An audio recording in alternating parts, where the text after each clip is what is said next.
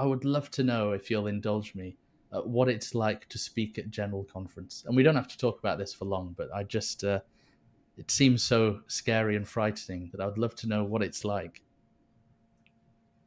When I was giving my first talk in General Conference, I walked in to the conference center, and Sister Joy Jones, who was then the president of the primary, was there, and she says, "Oh, are you speaking today?" And I said, "Yeah." She says, "So am I."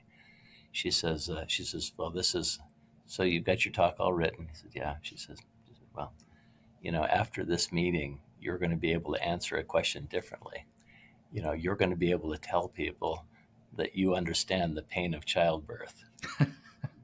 She says, people say generally that men can't understand, the pain of childbirth, but she says, I've had babies and I've given general conference talks, and general conference talks hurt more.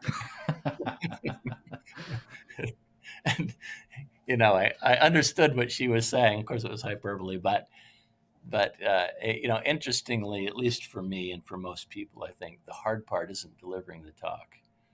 It's you get a letter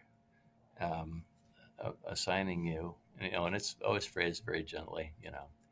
We would ask if you're willing, kind of language, that you speak in the whatever session, coming up in 3 or 4 months, whatever it is. And immediately your brain starts processing, have I ever had a thought in my life worthy of that podium? I don't think so. Have I ever said a sentence that's worthy of, broadcasting to the world of the church at a time such as this, when the needs are so profound? And so you start working on developing a talk that's worthy of that occasion, and that's the hard part. So you cycle and finally, just out of time constraint, you start getting up against it, and you have to settle on something, and so you start, refining it and getting down to it. And by the time you get there, you're you know what you're going to say. It's all on the teleprompter and stuff. President Nelson, apparently, I've never heard him say this myself, but I've heard others say that he talks about something he calls the peace of the pulpit.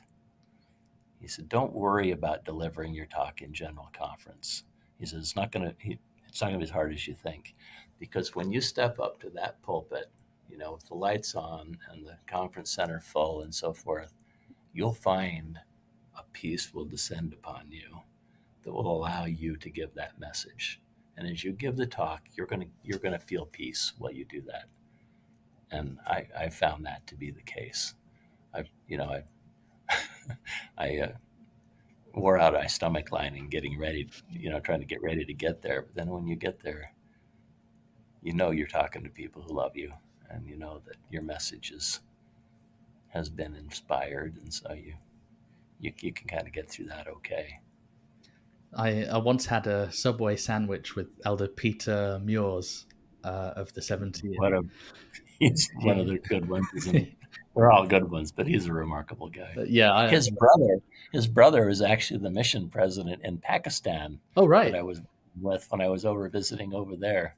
So a remarkable family. Okay, anyway, he sort of related a similar experience where he said his mouth was incredibly dry at the pulpit, but the spirit was incredibly strong, and he described the feeling, the peace, the spirit that descended upon him was incredibly powerful. So it's interesting to hear that. Thank you for indulging me in that. It's a question I'm always fascinated by because it just looks so terrifying.